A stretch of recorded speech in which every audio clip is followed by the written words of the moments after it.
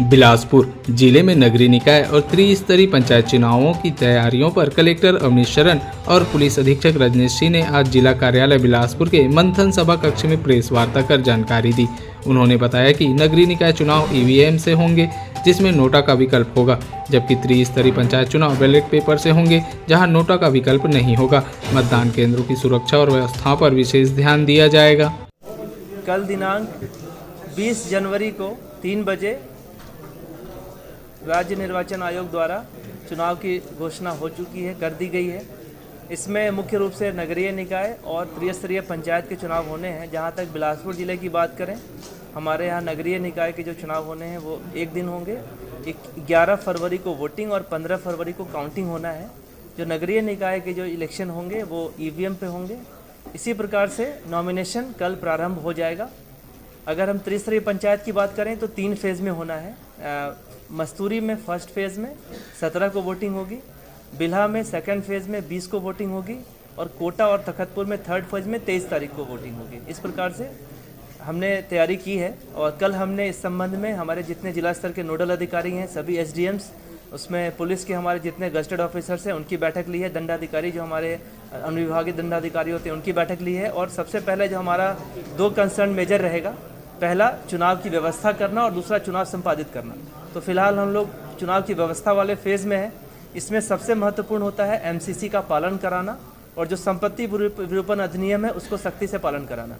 कल से ही सभी जगह कार्रवाइयाँ प्रारंभ हो गई हैं। जहाँ तक एमसीसी के वायलेशन की बात है, उसके लिए हम लोग बहुत सख्ती से इसमें कार्रवाई करेंगे। अगर कहीं भी लगता है कि मॉडल कोड ऑफ कंडक्ट का वायलेशन हो रहा है, चाहे किसी अधिकारी कर्मचारी द्वारा, चाहे किसी पॉलिटिकल पार्टी द्वारा, उसको सख्ती से कार्रवाई उसमें की जाएगी, जैसा राज्य निर्वाचन आयोग का निर्देश है। जहाँ तक पोलिंग की बात है, मैंने बता दिया आपको, उसके लिए भी हम पूरी तरह तैयार हैं। हमारे यहाँ ईवीएम भी रेडी है, फर्स्ट लेवल चेक हो चुका है। उसके बाद जैसे ही कैंडिडेट्स फाइनल होते हैं, उनके कैंडिडेट की भी उस पर व्यवस्था होगी, सेटिंग होगी और उस हिसाब से हम लोग 11 तारीख के लिए पूरी तरह तैयार होंगे। त्रिस्तरीय पंचायत के लिए भी बैलेट पेपर छपने वगैरह सबकी व्यवस्था हो गई है। जैसे ही कैंडिडेट्स फाइनल हो जाते हैं, उसकी व्यवस्था भी कर ली गई है। हम लोग ने पॉलिटिकल पार्टी की बैठक भी आज बुलाया है 1:30 बजे। उसमें उनको हम लोग चुनाव के संबंध में और जानकारी भी दे देंगे।